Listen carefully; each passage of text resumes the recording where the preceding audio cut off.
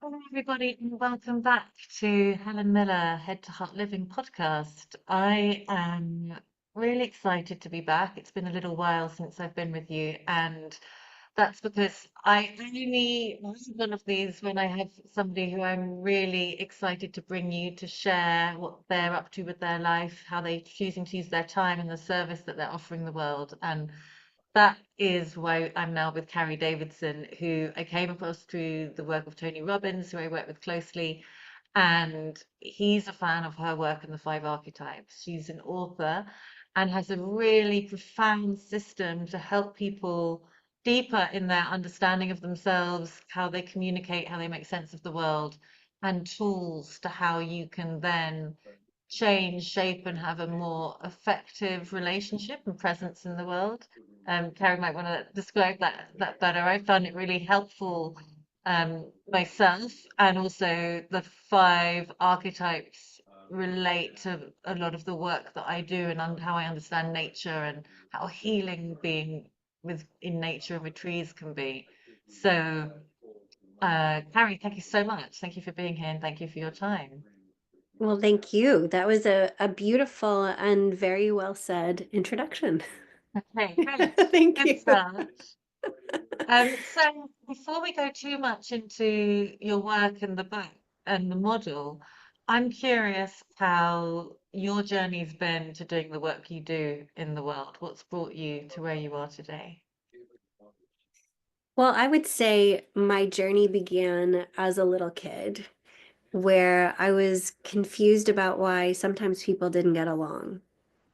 And I wanted to see love. I wanted to see connection.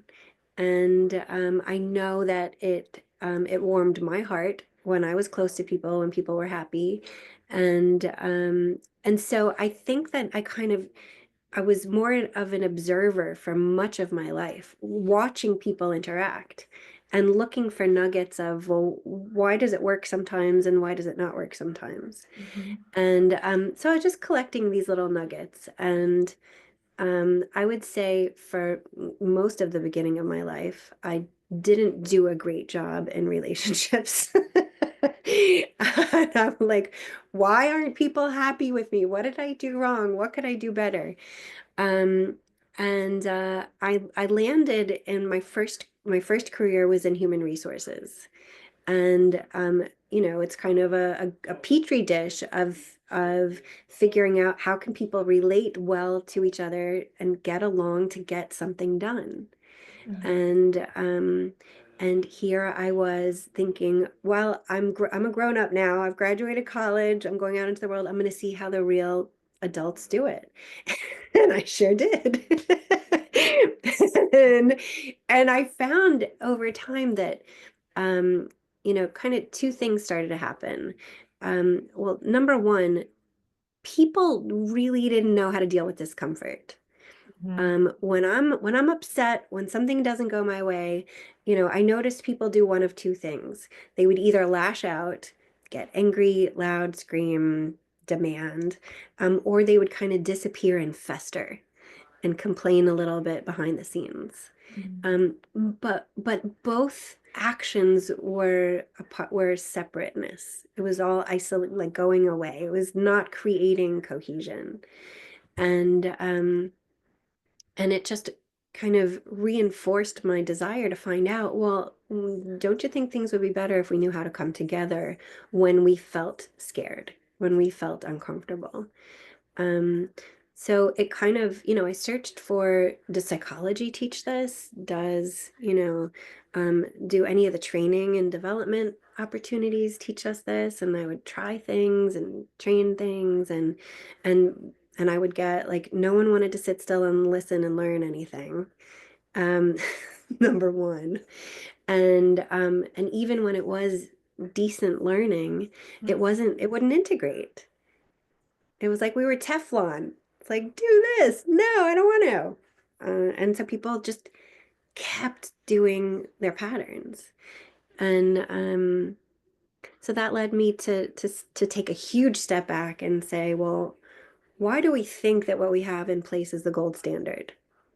how did we even get here? What do other cultures do? What did we do in other times in history? And it led me to studying Eastern practices, Chinese medicine, Ayurvedic medicine, Tibetan medicine, um, systems thinking that has been in place for millennia and still is in practice today Mm, in a huge swaths of the world. So why is only, the off the shelf leadership communication teamwork strategy, why do we think that that's been on the shelf for a few decades more impactful than what's been around for thousands of years? So that's kind of where I started to take these ancient wisdom practices and figure out how could I distill it into something that makes sense in the boardroom. mm. Um, What I love about what you've shared is, and why I think your work speaks to me, is because I was dysfunctional in the world and not understanding why my intention was not getting me like the interactions I wanted, and I was passionate about story and humanity, and I came at that through being an actor, and then had these opportunities to be in training as an actor and helping people like really hands-on get under the bonnet of their behavior through role playing with them, and then went into the academic side in order to progress that career, and suddenly found all these theories that didn't fit and people were reluctant and resistant to.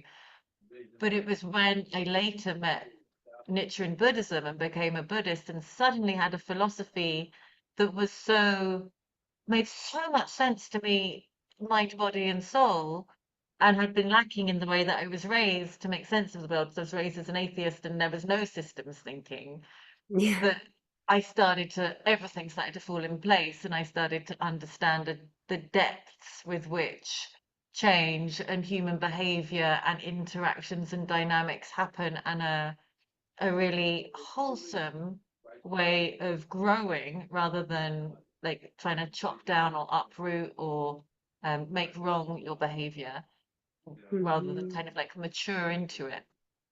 And that's what I found when I came across your method. So it's interesting to know that your route went in a similar Eastern direction. Yeah, totally unexpected. I mean, I grew up in Memphis, Tennessee, a Southern girl. I don't know if what that means to you as someone from the UK, but but it was in the South in the United States. It's all about Southern hospitalities, and girls need to be sweet and demure, and there are Southern rules of conduct, and you know there was not a multicultural mix when I grew Mm, up. I mean, the idea of, I learned about other cultures in school for a hot minute, but, finding my way into higher consciousness, a higher way of engaging through an Eastern medicine practice is also like not not where I imagined myself, back as a mm, kid. But you're right, it fills a lot of voids that I mm, think are left in a space of, you know, this, mental consciousness state of breaking things apart to their tiniest pieces to determine what's the best way forward instead of connecting things and people by the heart to determine what's the best way forward. mm. That just feels better for me. Absolutely. And always looking, I mean, even in the sort of the depths of the like conflict resolution training and things I've had, it's like you're always seeking for the points of connection and what you've got in common rather than focusing on the differences. And I think that's where, if you look at the natural world, like you're looking at what feeds what, like the cycle of life, like where there is harmony in a forest and you've got oak trees and brambles and bushes, and yet everything is dancing together in the cycle of continual growth. Yeah, right. That's so beautiful. Nature favors diversity. Mhm. Nate, like exactly the ecosystem. If you go and look at undisturbed nature, what you have there is a beautiful diversity of organisms, of contributions Mhm. to, and then everything is in harmony and it flourishes. And what are we trying to like look at humanity right now? It's like, taking apart all the diversity and saying like this is the only good part. But then everything withers away Mm. if we're not if everything isn't in this harmonious diverse way. It's like saying, the only good season is summer, so let's get rid of the rest. And then we have nothing. Like without the seasons, seeds don't get properly nourished in the soil and don't, it's so yeah, interesting. And I'm curious, how did you go from finding this Ayurvedic and Eastern system, these systems that have been around for a very long time, into the five archetypes and writing the book and human behavior? So I was introduced to the five elements of Chinese medicine through two mentors of mine. One, Laurie Deschar, who wrote a book called The Five Spirits, and I read that. That was like my first introduction, and I was fascinated.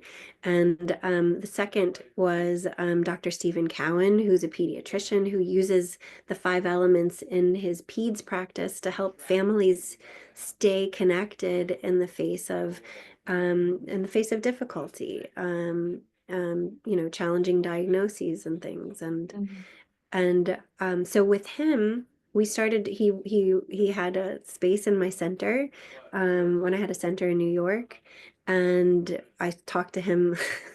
I would like go grab him in the mornings. I'd be like, okay, now let's talk about this idea. And um, I got so fascinated by the potential of using this information to help children grow, that I asked him if he would start a nonprofit with me and that we could share this content more widely around the world. So we did. And so in the development of the content for the nonprofit, it started to become kind of second nature in me. And I started to use it in my sessions for people who would come to me for Ayurvedic nutrition or for vibroacoustic sound therapy or Reiki. And and so that just became, I started to see um, patterns emerge and problems shift in a really unique kind of way. When people would come to me, take the questionnaire, I would see the balance of the elements within their nature and compare it to their problem, and the solutions just popped. I could see exactly, and not just between the person and their own problem, but the person and other people and teams and entire ecosystems. So I have a kind of an Asperger's-y way of seeing all these, solutions emerge within these cycles. And so I had a client who was an author. She introduced me to her publisher at Simon and Schuster, and her publisher said, we're writing books together. And so I had a book deal all of a sudden. And shortly after the book came out, Tony Robbins, his people reached out, asked if I would teach at the relationship seminar and do some events for their company. And from there, it just kept growing. Microsoft, Starbucks, government agencies, school systems. Um, but yeah, that's kind of how it unfolded. So exciting to hear the natural flow of how it came through, and also the appetite into, very corporate establishments being open now to this way of Mm. working. And I mentioned just before we started recording, when I first started doing this work in the city in London just after the crash in 2008, it felt like there was quite a lot of resistance. I felt like I was sent in by HR to tick a box, but the top-down culture kind of didn't value this way of looking at the work, looking at change or behavior. And now it feels like it's such a different conscious field of consciousness that's in the corporate world. And so, especially like the kind of pillars of Microsoft and Starbucks. And can I Mhm. ask, like, what changes have you seen bringing this work into those environments? Um, well, what's interesting is without, without, I guess there's no nothing is different. The same thing happens every single time. This work is an invitation to begin within ourselves. Mhm. And I think that when I'm hired, a lot of companies think, well, she's going to solve them. She's going to make sure they stop acting like that. Because I think a lot of us are used to thinking that other people have to change in order for me to have a better life. And Mm. certainly in the corporate world, it's the complaint is my staff isn't doing what they're supposed to do. My boss doesn't appreciate me. I'm about to have to merge with this other team and they don't acknowledge the value that we brought to this project. So it's all about the other.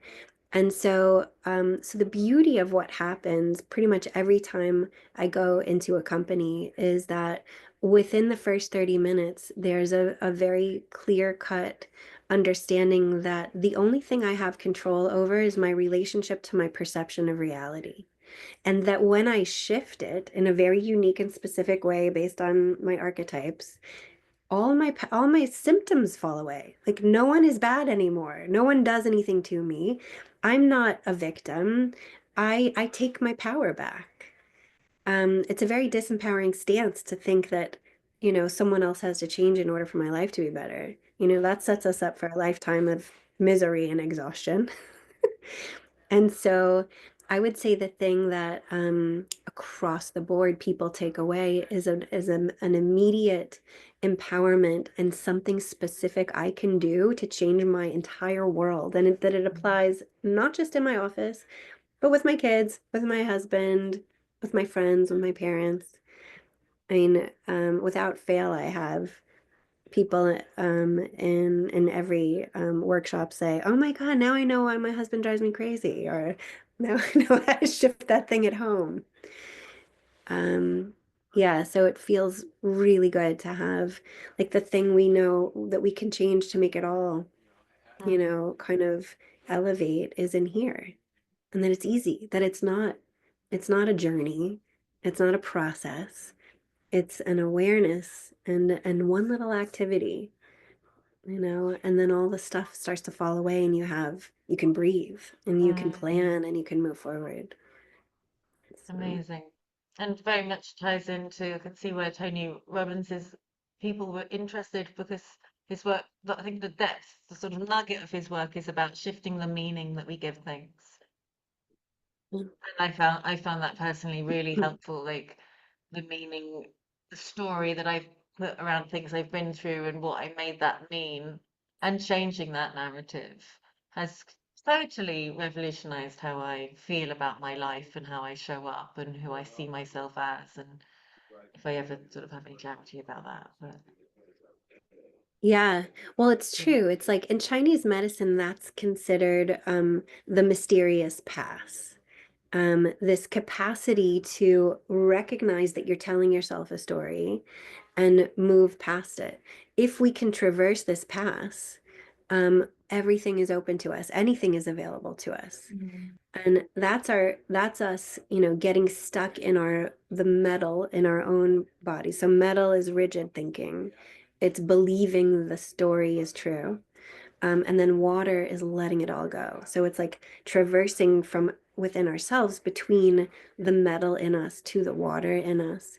And the story, the meaning we will make of our experiences is always tied to our primary, and it's always the same. So if your primary is wood, the story you're going to tell yourself about whatever from whenever is identical to every other wood person on the planet, which is why the five archetypes works, because no one has a different story. No one has a different circumstance.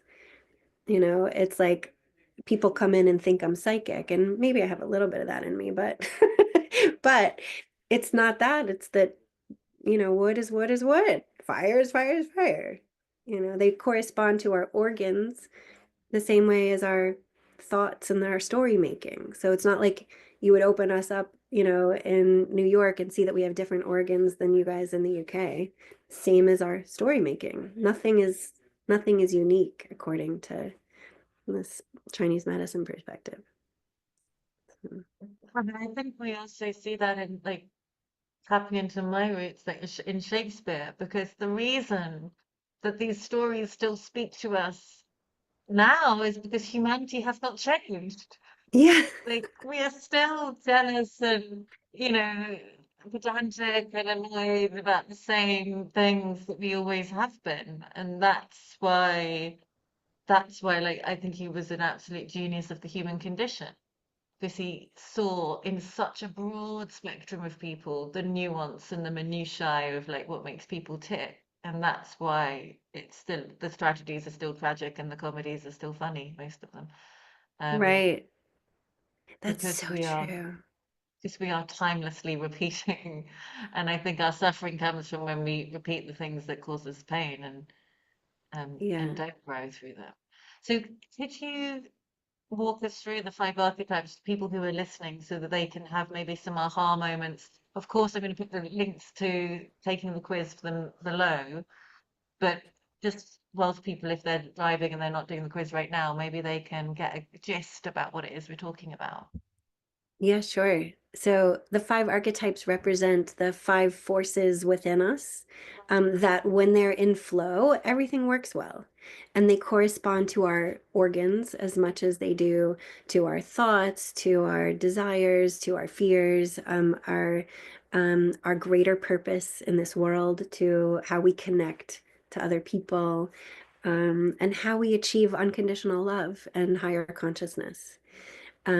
When we measure the five within us, we know how much we favor some and then undervalue others, Mm. so that it's not a personality test, rather, it's a roadmap for going back into our best self. At our best, we have access to all five. The same way, like, you're not going to favor your liver and like not give a crap about whether your kidneys are okay. Mm. So the same thing is with, the way we engage, what we think about, the stories we believe, the meaning we make of things. Um, so these five are fire, earth, metal, water, and wood. And the only thing that can get in the way of them flowing the way they should is the human will. It's our stories. That's it. Mm. So if we can predict our stories and shift right when we start to make that story and go back into balance, accessing all five, um, we avoid all the ripple effect of those stories. I mean, think about how many years of pain many people have holding on to a story about what maybe happened, in childhood or in an earlier marriage or relationship or at a job. Um, Experiences are there to help us create diamonds out of them so that we learn and carry something forward that's more beautiful with more potential. Not to chain ourselves to misery and give ourselves an excuse for not growing. Um, so, um, so want me to give you a little bit of information about each of the five? That would be great. Yeah, thank you. So, So again, we all have all five. So we all have all these parts to us. When fire is about joy and hope and optimism and being able to overcome things that are difficult, hard moments in our lives. When fire is your primary, you're most at risk for overvaluing other people being happy, for thinking that everyone else around you should be just as joyful and silly as you. And that's where fire gets themselves into the story making. Then you have earth. Earth is about digestion and food as much as it's about empathy, sympathy, knowing what people need and loving, giving them what they need, turning chaos into order.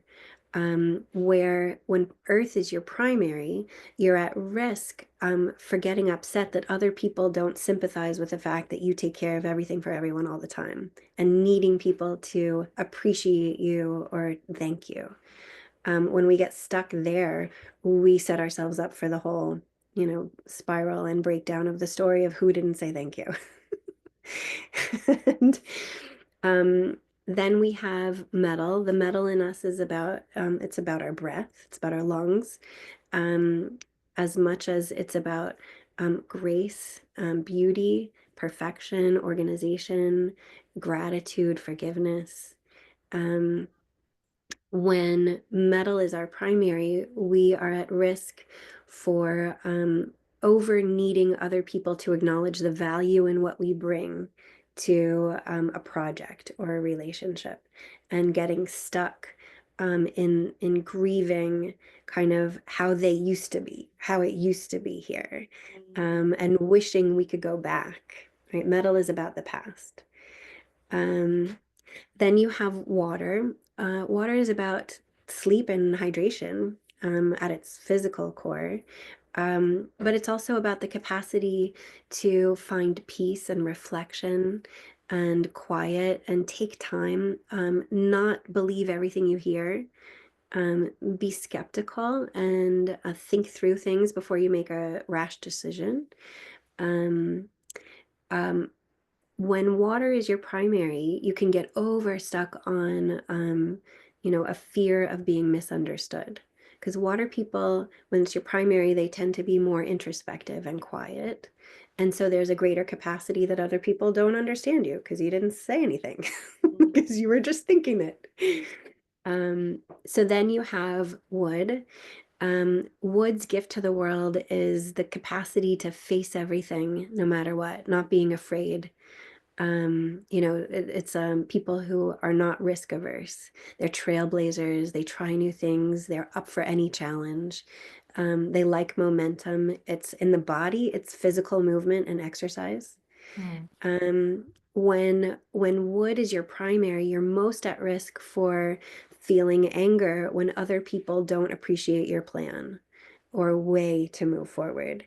And so when it's your primary, you can burst into anger because you can't tolerate the lack of momentum.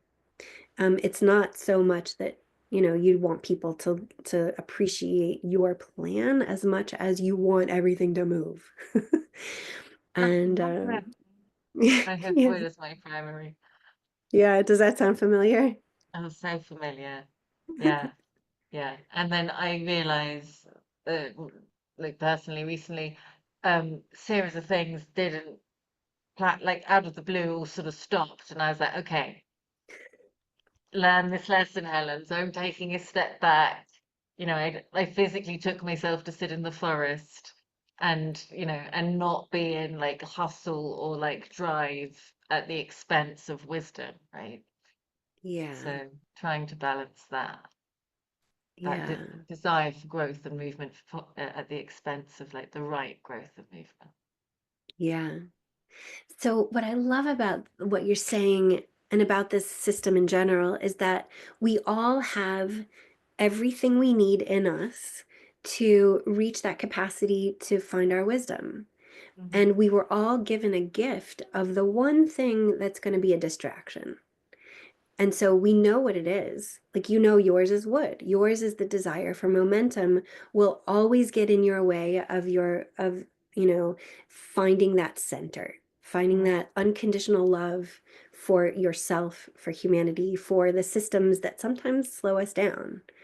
Hmm. My Achilles heel is going to be my fire, where I'm worried that, like, did everyone have fun? Did everyone like me? That can get in my way of true wisdom. And so since I know that that's my default, my ego's default, I create the life, the environment around me and the daily practices that balance out my fire ego's need for overshining. So every day I give myself something fiery and fun to do so that I'm not starved for it, so that when I show up to places with other people, who need other things, I'm not craving them to feed my fire so I feel safe. I'm not counting on the external environment to make me feel good. I have everything I need. How can I show up to be a catalyst of love to everyone around me so they don't feel uncomfortable? Is kind of That's the way to inspire the kind of world, this conscious world we Mm. want to live in, is like, wait, how can I contribute so that everyone feels better? Not, you know, I hope everyone shows up and smiles at me. Otherwise, I'm not coming back. I think this is so helpful and so clear because, when something that often comes up when I'm coaching is making sure that you're not expecting one person in your life, whether it's your boss, your partner, your friends, to meet all your needs and be your everything. And it's the same with these archetypes, right? It's understanding what can you give yourself so that you're not walking into work or to family life or a relationship thinking you've got to be the momentum, you've got to make everything happen if that's not their primary. Yeah. Yeah, so Love that. the first step to that is to know exactly what thoughts. So know the story. Your story, your meaning making is always the same. Every single one of us, we anchor back into the story, the worst case scenario of our primary. So the worst case scenario of wood is um, anyone or anything getting in your way of getting things done fast, or criticizing how you're doing something or whether or not you should. And it can be an overt criticism, or it can be kind of more subtle, like someone saying, like, well, I'm going to be in charge of this now. And that's your job description. Like, what? So those are the kinds of stories, that are always going to be wood. So how do you create the conditions in your mind that you don't care anymore? That Mm, that has nothing to do with truth. All that is the underlying wood conditioning, that you were born into this world, the gift that you were given to overcome every day of your life. Like, this is the work I'm here to do, is to overcome the draw of that wood energy, so that instead of showing up with wood energy and that being the thing that creates disharmony in my body and inflammation all throughout me, it becomes this, superpower that I have, that I can become a coach, a humble coach to other people, teaching people who have low wood to access their capacity to come, be more balanced in their wood and take charge, have agency, say what they need, say no when they need to say no. mm. You know. And I also like that it's the Chinese medicine system, so it's the body wisdom as well. Things like I know that if I don't exercise regularly, I get depressed. Like exercise gives me so much. So I know that if I'm doing a long haul flight, I should go to the gym or go for a run in the morning because otherwise I'm sitting on the plane going crazy about how many more Yeah, hours is it. Versus if I do my exercise before I go to the plane, I'm chill. Like I can watch a film, I can do my work. I love the fact that I am limited in how much I can do because it diminishes the word so much. So um, yeah, little things like that, although I didn't have this system in mind, like just knowing myself through other work I've done on myself has really helped. And yeah. I think this is such a clear, the five pillars or the five, and the way that they interact is really clear and helpful. Yeah. Yeah. So someone who has low wood energy can get stuck, ideas stuck in their mind. They can become inert. Mm, They can think about things for too long. They can become, sedentary. Like, they don't move. So the cure for that is not telling them, giving them instructions that they have to cognitively or change behavior, because the ego it doesn't know wood. It's too foreign and scary if their wood is low, but they can move their body, and their mind can't resist body movement. So, like, if you gave someone who was inert or couldn't, or indecisive, or was afraid to say no, if you gave them like some yoga stretches to do in their chair, it would impact the mind's capacity to be more decisive. So like Mm, you don't have to attack a problem with words and suggestions with the because it's all the same. We're holographic beings.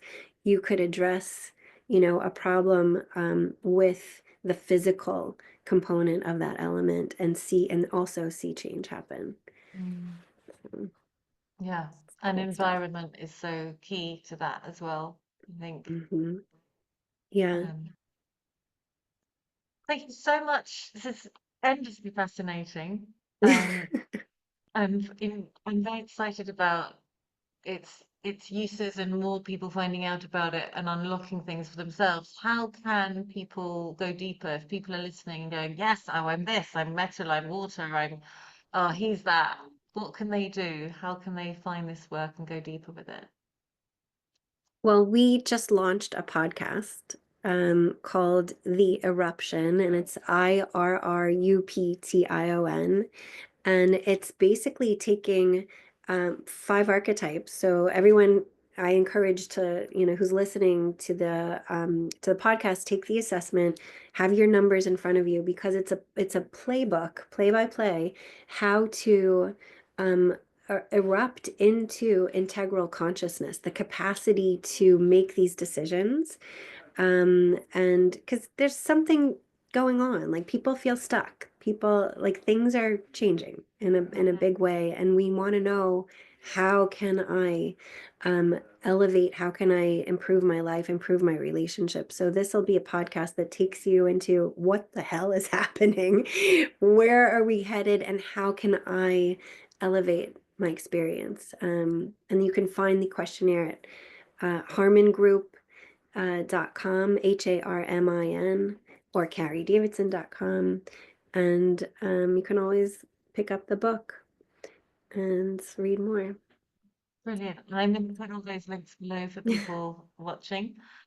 And is there anything that you would like to offer as a final thought for somebody to walk away thinking about from this conversation?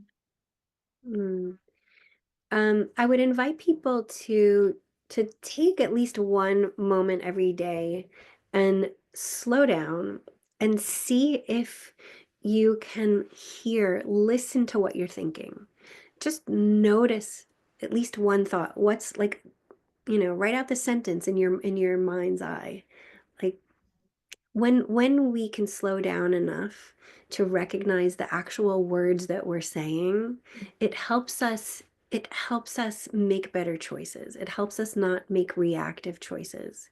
Mm, Then the story then is clear, and we know when we're starting to tell our story, and we can pause in that moment and choose something more effective, more higher conscious.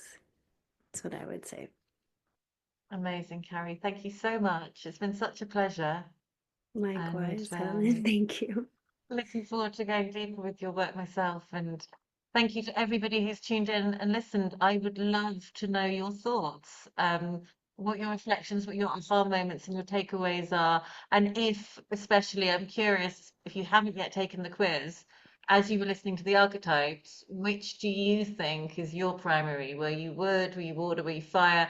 And then go and do the quiz and come back and tell us if you were on point because that's always Mm, a fun way to gauge your level of self-awareness, which is one of the pillars of emotional intelligence. So it's win-win, exactly. and everybody loves a quiz. It only takes 10 minutes, so give yourself that time to go and check it out. Thank you so much. Thank you, Carrie. I'll be back again soon. And until then, wishing that everybody can stay in their heart and love their life. Bye bye.